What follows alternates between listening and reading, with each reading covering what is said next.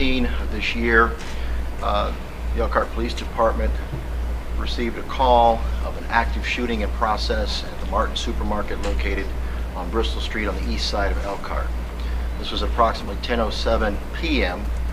and thereafter 2 police officers from the Elkhart Police Department responded to that call, and as a result were engaged in a police action shooting resulting in the death of Sean Bear, who had been engaged in criminal activity inside the building. The matter was turned over to the Indiana State Police for investigation. That investigation on the police action shooting was turned over to my office earlier this month. I have reviewed the conduct of the police officers in question, and I am here to advise that those police officers, Skipper and Officer Tripp of the Elkhart Police Department, acted reasonably in their conduct on January 15 in subduing the suspect Sean Bear by the use of deadly force. In making that determination, there will be no need to convene a grand jury, and that matter will be closed. By way of review, and as I say, the primary purpose of my examination is to review the police conduct. And while some might believe that the actions speak for themselves in terms of what occurred, it is appropriate anytime police take action and a death is involved or serious injury that we take consideration to make sure that the conduct was appropriate. That's the best way to ensure the quality that we have in our community and in our policing. In reviewing the information from the Indiana State Police, I was able to determine that on January 15, about 30 minutes before the shooting, Sean Bear had entered the Martin Supermarket dressed in a long dark coat and proceeded to walk through the store, seemingly on a cell phone from time to time, for approximately 30 minutes.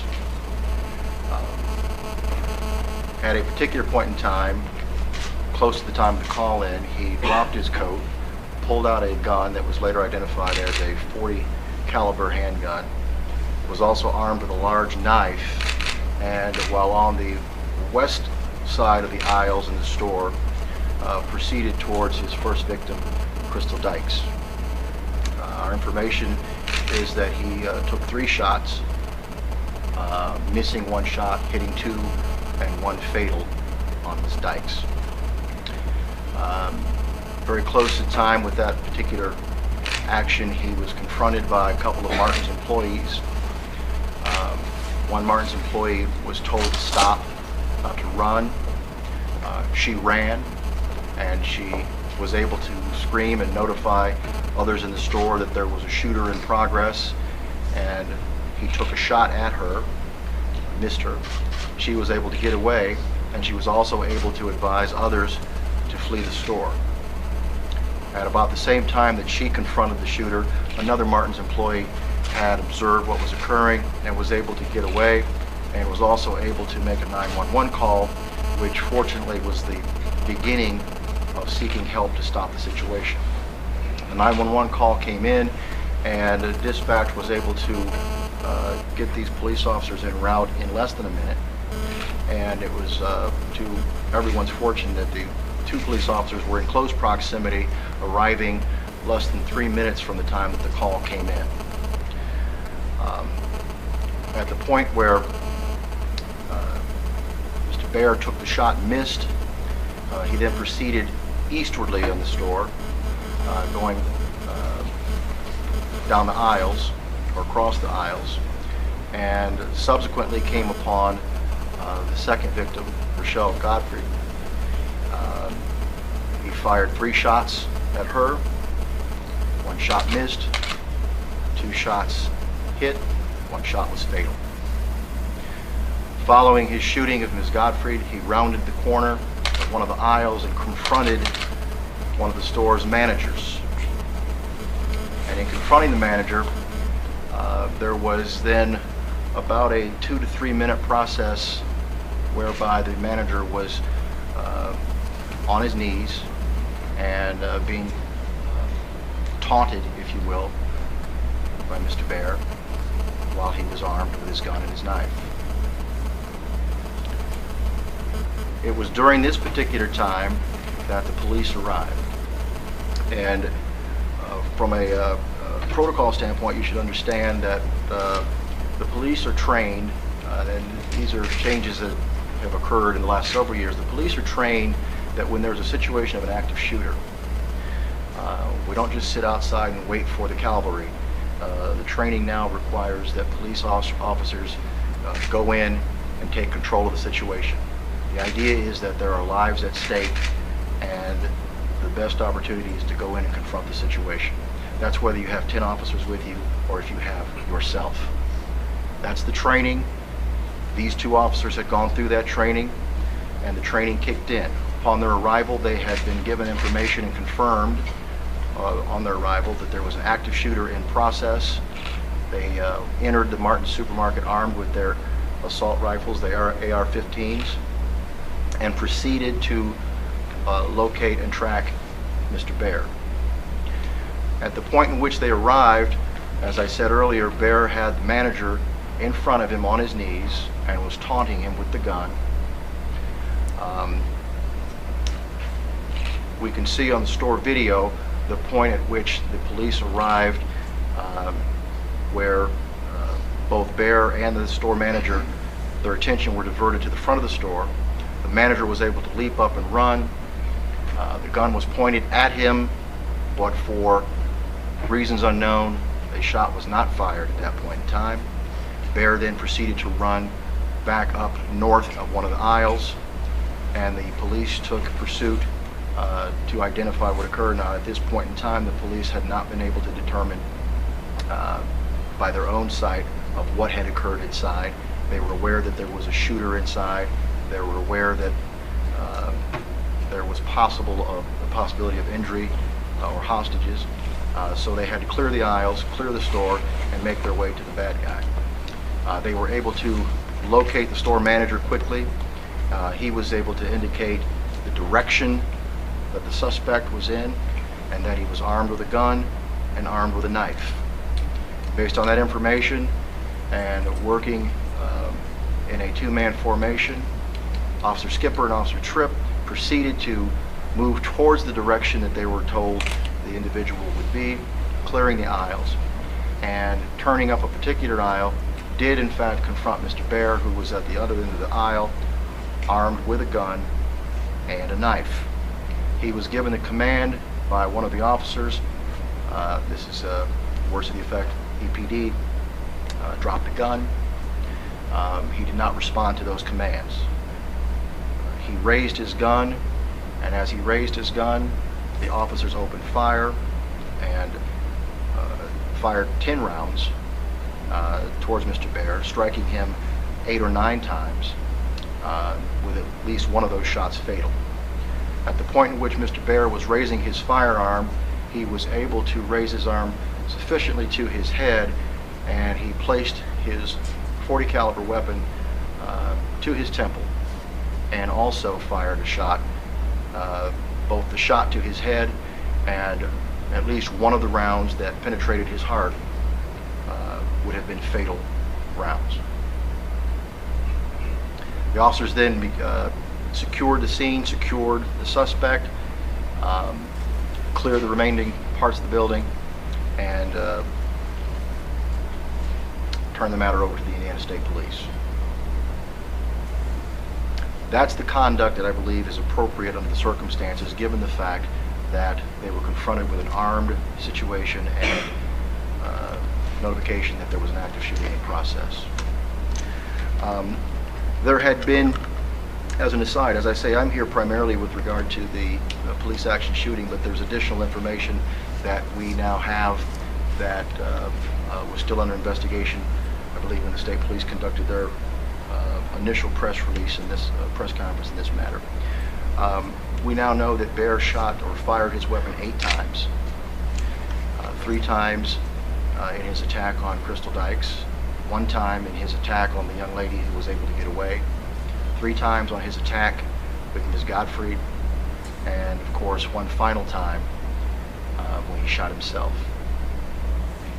There had also been some speculation as to the reasons behind this particular attack, speculation on whether the suspect, or Mr. Bear in this case, had any personal knowledge or relationship with any of the victims.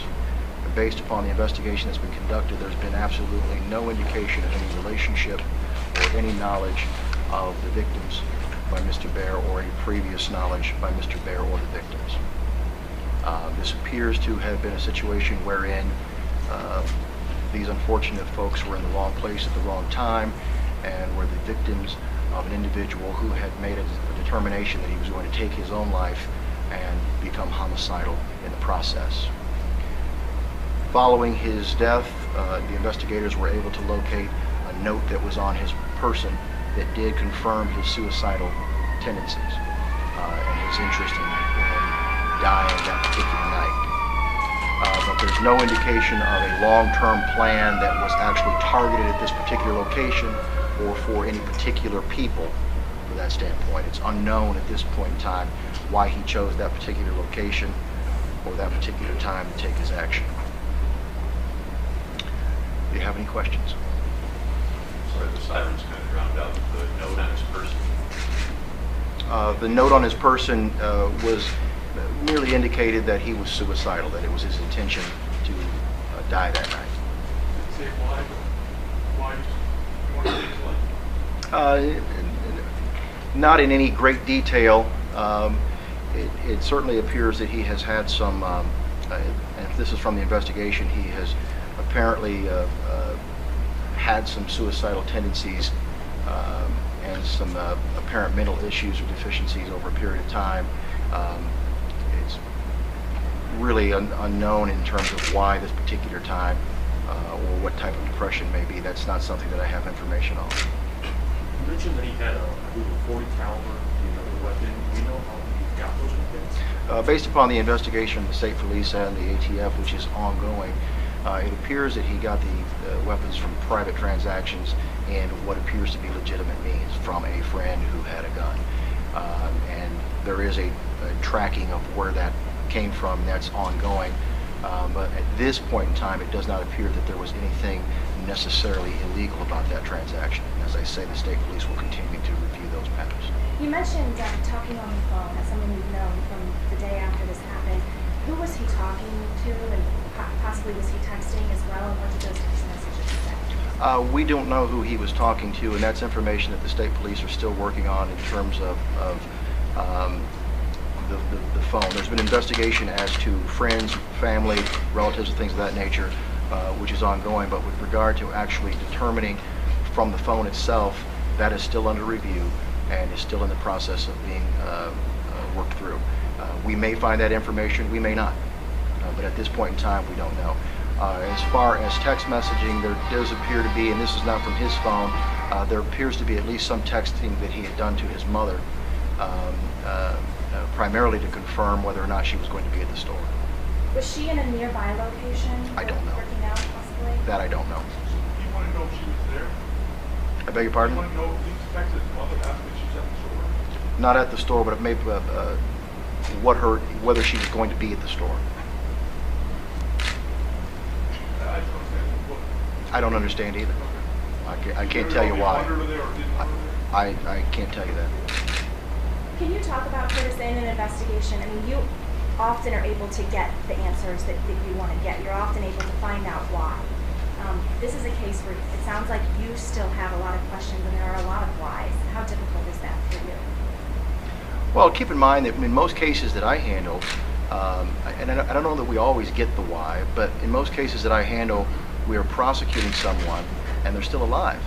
So a great deal of the information that we secure comes from the fact that we're proceeding in a prosecution where we're gathering evidence and including evidence that we may be able to get from the individual who's here. In this particular instance, a lot of the why died that night.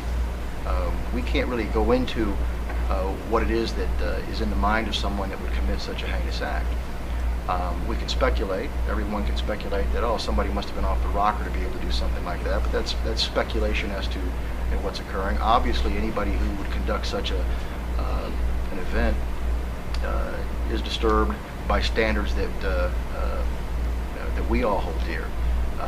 But in terms of the actual why people do these types of things, That's not really something that any of us are in a position to address unless we get some really good direct information from those who commit these acts.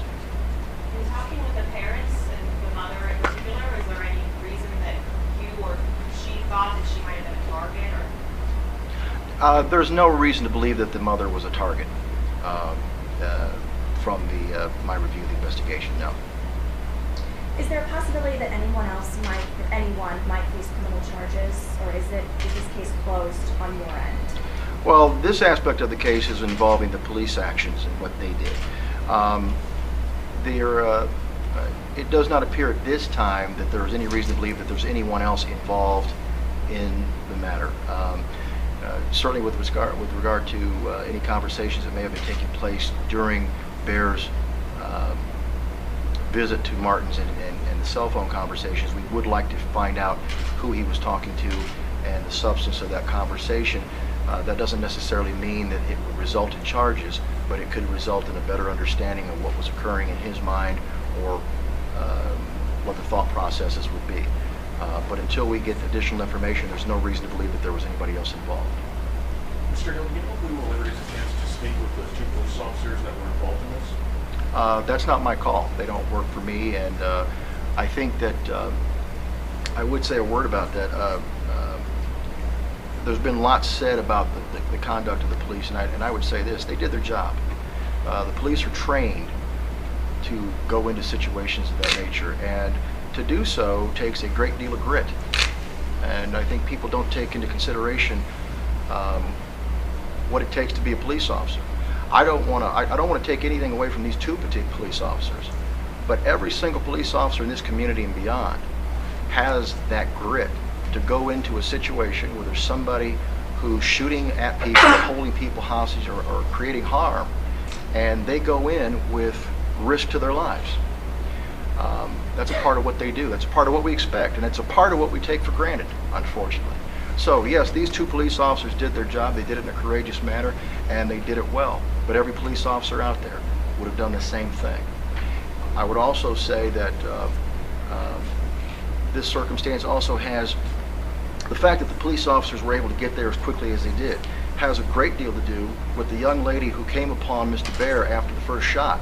She was told, "Stop, don't move," words to that effect. Had she done so, she probably wouldn't be here today. She ran. Not only did she ran and she was screaming, "Active shooter." And as she ran out, he took a shot at her, missed. She continued to run, and when she ran through, she was able to help clear people out of that store. Those were other victims. Those were other victims. Also, the individual who came upon the scene from the other side, about the same time as the lady, a male, was undetected, and he was able to get his phone and make the first 911 call. Those things had as much to do with saving lives as anything else. So it's the total situation. We were very fortunate that this wasn't a worse situation than it was. Bad as it was, it could have been a great deal worse. So the police officers did their job. The folks in that store, that wasn't their job to do, but they responded in a very appropriate manner, and in a manner which is a very strong contributor to the lives that were saved. Yeah, how many people were in the store when the shots first rang out? That's not altogether clear. I can tell you that fortunately, it was at a time and a circumstance where there wasn't a great deal of people in the store. As I say, he got to the store about 30 minutes before he started shooting, and it's really unclear as to what his purpose was in being there that early. You know, we can speculate that he's looking to see how many people. We can speculate that he's trying to work his nerve up, but the honest answer is we just don't know what he was doing during that period of time when he's meandering through the store. Some might suggest, well, is it unusual to be meandering through the store? People use retail outlets as social occurrences all the time. I mean, there's a deli there, people hang out there and drink coffee, so I don't know if that's unusual that you have somebody hanging out in the store in and of itself. So we just don't know what he was doing prior to that. But in terms of the number of people that could have been involved, there was a low number of people there, not very many customers. And I'm not sure the number of staff, but most of the staff was able to get out before he found his second victim. Did he just walk around, or did he stop and order anything, or I'm not aware of any ordering of anything. It doesn't mean that he didn't. It appears from the observations that we were able to make that he wandered quite a lot, but I'm not aware of any indication that he actually ordered or purchased anything while he was there. Are the two police officers back on active duty today, or do they have more time off? I'm not aware of that situation. That's an Elkhart Police Department protocol. My understanding typically is that when there is a shooting, they are suspended, or not suspended, but placed on administrative leave rather, until such time as a determination has been made with regard to their conduct. And it's also my understanding that the police department will conduct their own internal investigation, but that's not something that I engaged in. Can you say anything about what was said between the mayor? I'm sorry, I can't hear you. Can you say anything about what was said between the mayor and the store manager, and whether that shed any light on his mindset? I can't really say a great deal about what was said. There was certainly no audio available for us from video surveillance, and we do have some limited information from the store manager, but as you might imagine, that's somewhat fractured on the circumstances of what occurred. It appeared to be, there was some indications of taunting, suggesting that he should pray for his life, things of that nature. As I say, taunting, it appeared to be trying to scare him, as best I can tell. Unclear as to what his final motivations would have been, because it was interrupted at the time that the police had arrived. As far as you're aware, you talked about previous suicidal tendencies that Mr. Bear had. Were there any warning signs that something like this could be on his mind, or something like this could happen if he was previously determined to be suicidal? Warning signs to who? Anyone, family members, friends, teachers. I can't answer that question. I don't know that. I don't know that such a circumstance is predictable by anyone's behavior. We live in a free society, and we have people who have problems. And is it to say that someone has a particular mental issue or disturbance? Does that mean that that person is going to become a homicidal individual? There are some people who have done that, but that really is still in the small numbers.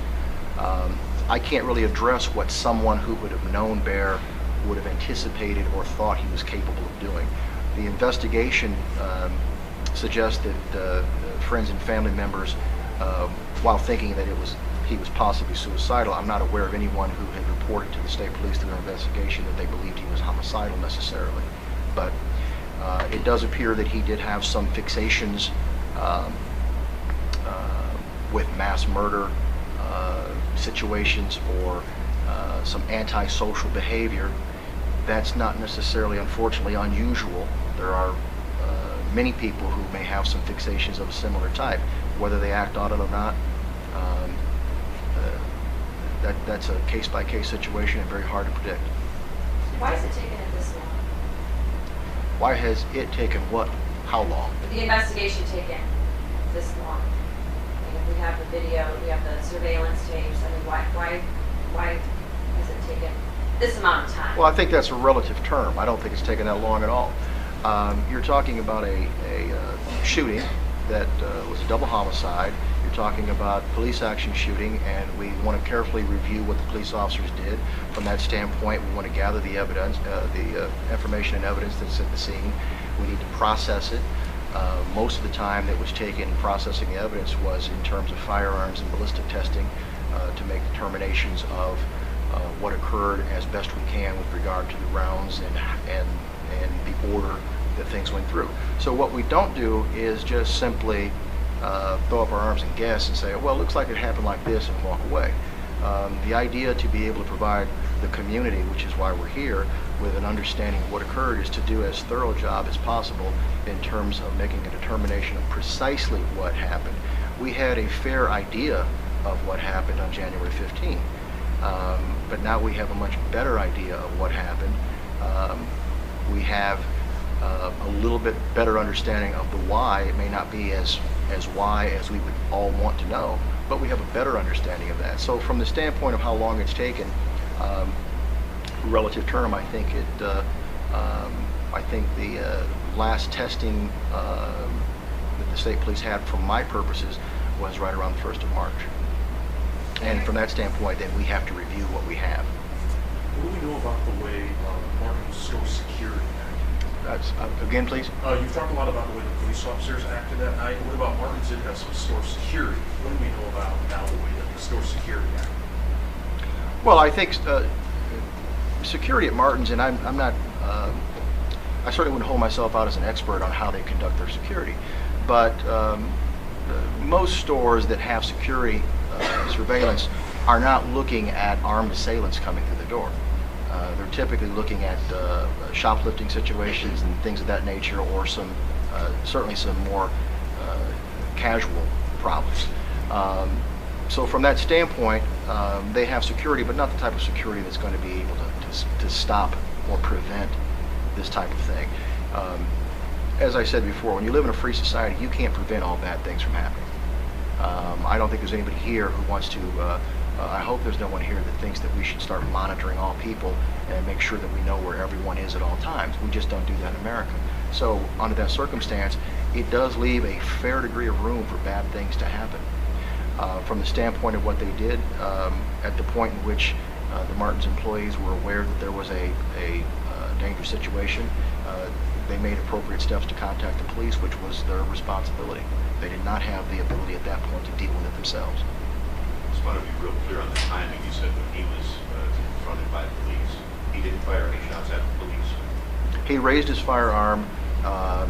He was given the command to drop his weapon. He was in the process of raising his firearm when he was fired upon.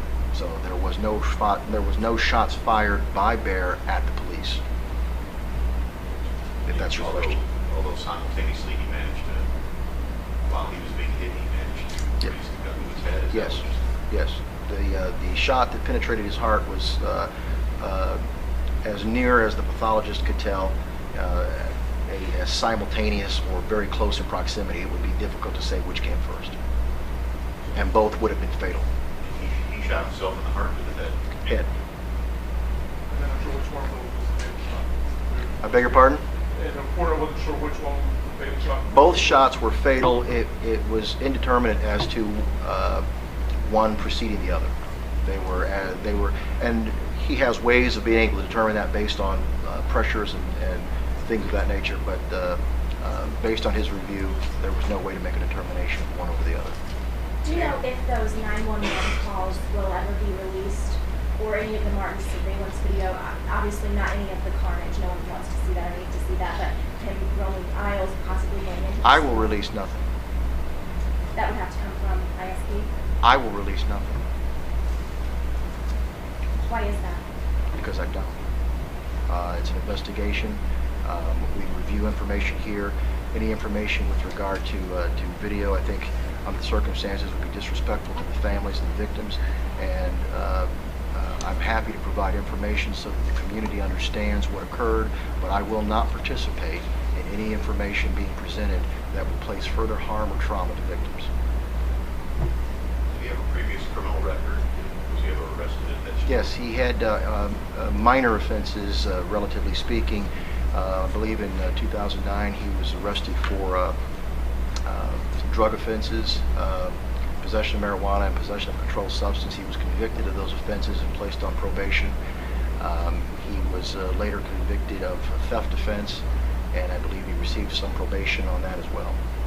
Was that at that same Martin store? That I don't believe so, but I'm not altogether certain. I'm not aware of any connection between that and Martin's. And there were some coinciding dates there. I mean, do you think that that anniversary from that theft at the other Martin store may have had anything to do with the fact that that is the same day he chose to go into the store and open fire? I would have there's no, as I said, in the information that I reviewed, including the note that he had on his person, there's no indication that Martin's was a direct target of his activities.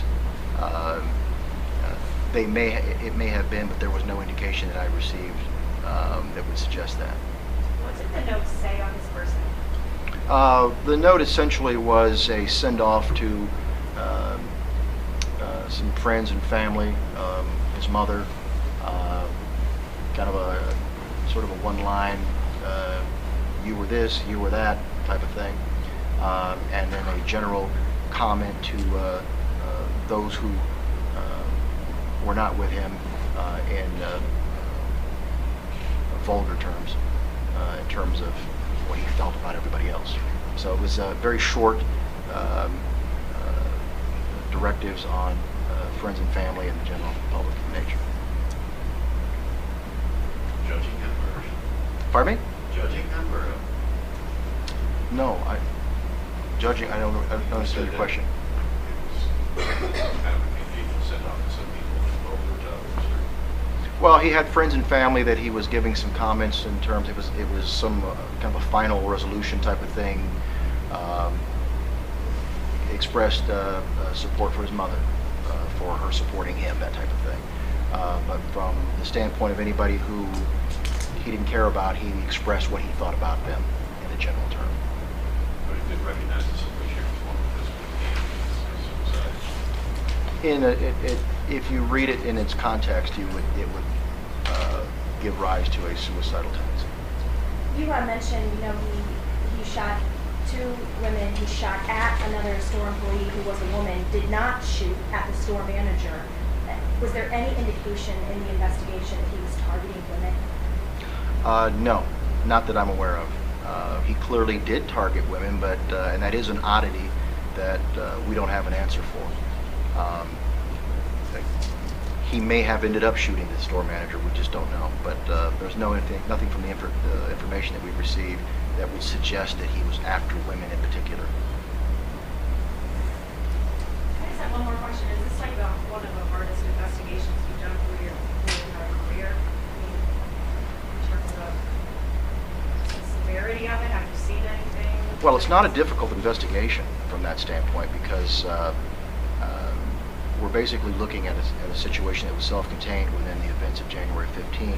And from my standpoint, keeping in mind that I'm here looking at the police action aspect of it, I think if you're getting at, I think your question is really trying to get at the randomness and the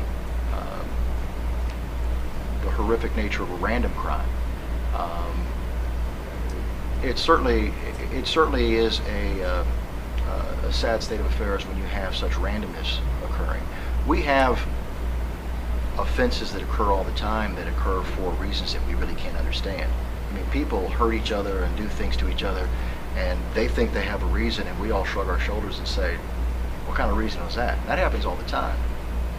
I don't think there's anybody who understands that somebody who can be suicidal can want to then go out and hurt innocent people along the way, and what that can do to a community. So that's it's a very unfortunate circumstance that we've had to deal with that. Despite the tragedy that we have to really count our blessings that it wasn't far worse. Move the times around, move the day around, move a few events around, very few events, and this is an entirely different ball game in terms of carnage. And as I say, I don't want to depreciate what these victims suffered and what their families are going through, but we're very fortunate that this wasn't far worse in terms of the number of people who were injured or killed. Given the state of technology, when I went back and tried to figure out who was he talking to and who he called, is that easy or hard? You confirmed that he texted his mother, but The information with regard to the conversation on the phone is still in the works. That has not been completed.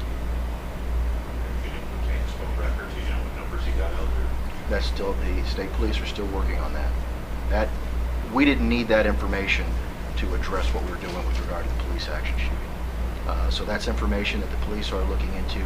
If something of any relevancy is produced by that, they will present that to me. We will look at it, and if there's something that we determine needs to be done about it, we'll do it at that time.